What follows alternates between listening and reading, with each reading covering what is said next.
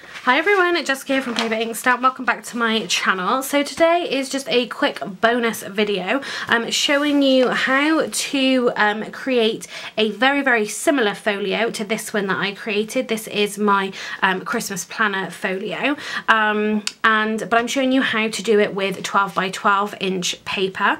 This one was made using 2 sheets of A3, and I explained in that video I've done this separately because I didn't have any I didn't have any 12 by 12 paper in a 300 GSM, so that's why I ended up making this in A3. So I did all the measurements for it in that, but rather than confusing things in that video or making it too long, I was just going to make a quick separate video, not decorating it, just going to show you how to cut and score to create a very similar thing. So I've used just a little bit of Christmas paper here because this is what I had just handy in my stash.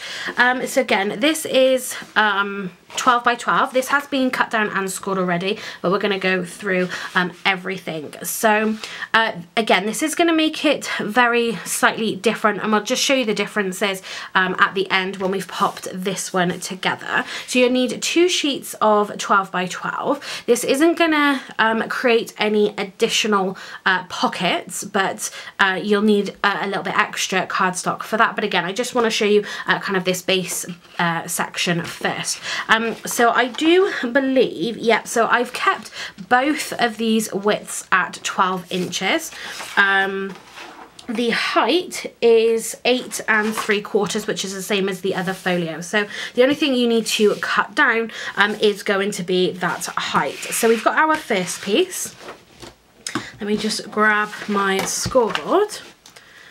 So if I bring this over to my score tool, so like I explained in the other video, I don't have a 12 by 12 inch scoreboard. Mine just goes over 6.5 inches. So I have to score slightly differently, but the measurements that you're going to need if you have a 12 by 12 inch scoreboard is going to be 2 inches, 2 5/8. Then you're going to come down to 8 13/16. Again, I'd put this along the bottom. And then your last score mark is going to be 9 3/8. So that will give you a 2 inch panel, a 5/8 spine. That will then give you the 6 1/4 inch for your book to go, your pad to go, another 5/8 of an inch for your spine, and then the last piece was, let me just check, is 2 5/8 again. Okay, so that's just using, we haven't cut this down, it's literally just using what we've got left over. If, like me, you've got a smaller scoreboard, the easiest way to score this is going to be the 2 and the 2 5/8 again. Then you're going to fold along the 2 5/8. You're going to butt that up back to the 0 mark. You're going to score then at 6 1/4 inches.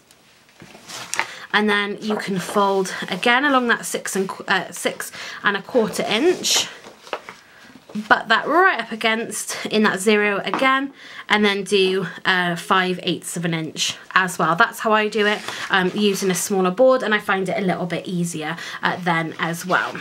So you can go ahead and fold and burnish all of those, and you should end up with something that looks like this. So that's your first piece. Then your second piece, again, like I said, this still measures 12 inches wide. And we are going to pop this in, and we're going to do 1 score mark, which is going to be 6 1/4. Okay, so that's all the scoring that you will need for this. And what we're going to do is just make sure I got my paper around the right way. Again, so I've got a directional paper here. Obviously, some of the bases I would usually make out of plain cardstock. I wouldn't make out of patterned paper, but if you decide to do that and you have a good strong patterned paper in a 12 by 12, you want to make sure that you're scoring the right way and the right size and things to get your patterns to line up. So what we want to have is our 2 inch flap here on the right. We've got our spine, we've got our 6 1/4 inch piece here. Hopefully you can see this. I know my camera gets a little bit funny when it's all white on the screen. So you're gonna have the place then to put your book, your neck spine, and this piece here, which is 2.5 inches. So then to attach these together, we want to have the 6.25 inch piece just here, and we're gonna create a pocket just on here. So I'm going to fold over this 2.5 piece here. I am going to put glue along 3 sides.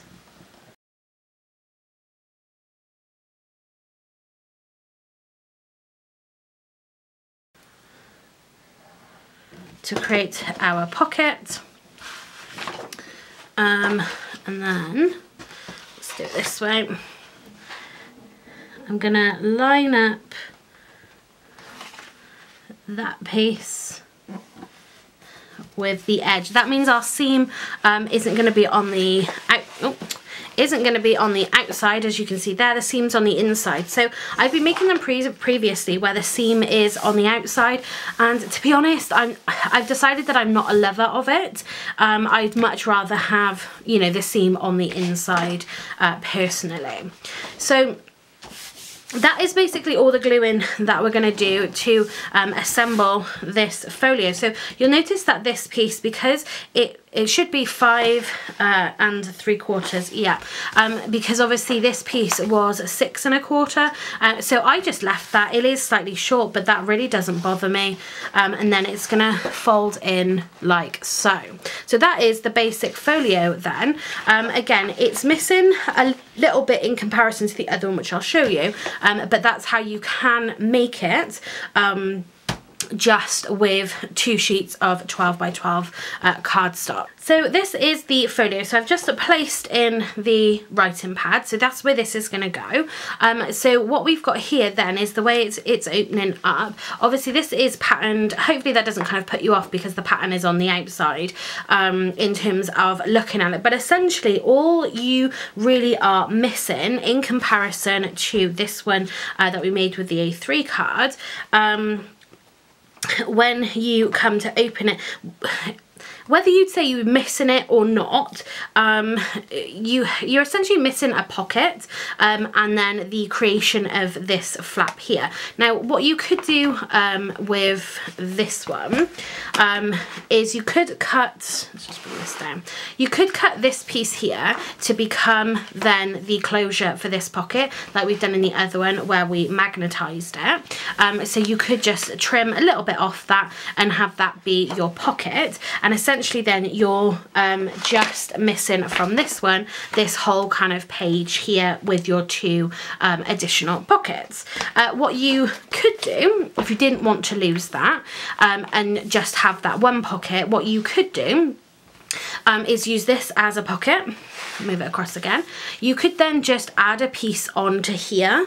So again, like I was saying, the additional pieces, you could just add a piece onto here to be another pocket that way, or you could have a pocket across the bottom. If you wanted to have that closure on the pocket, then you could add, or you would need to add a piece running down here, and then you'd add just a piece on here for your closure. So it might need some additional pieces for it to work, but it really depends what kind of configuration it is that you want it to be. But as just a basic folio, and still it could be a Christmas, you know, a planner folio as well, but as a basic folio to create it from 12 by 12, I really don't think this is bad at all. It just needs a little configuring to what you really want it to be and how you want it to come together. So again, you've already got your pocket in there because that's what the folio has created for you, but you could have a lift up pocket if you wanted to. So you'd put a piece down the bottom, you could create that into a flap and have that magnetized. Lots of different ways that you can configure this,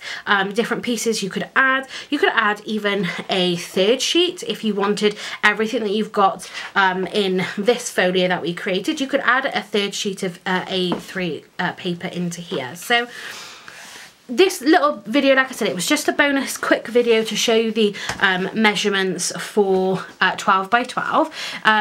If you want to see one of these and decorated, maybe adding the bands, you know, in there and everything like that, let me know in the comment section. I can create another one.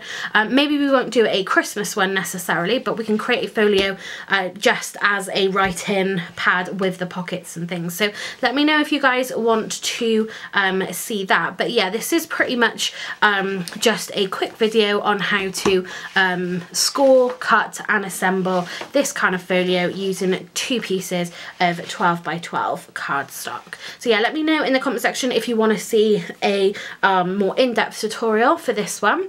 But that's going to be it for this video. So thanks very much for watching and happy crafting.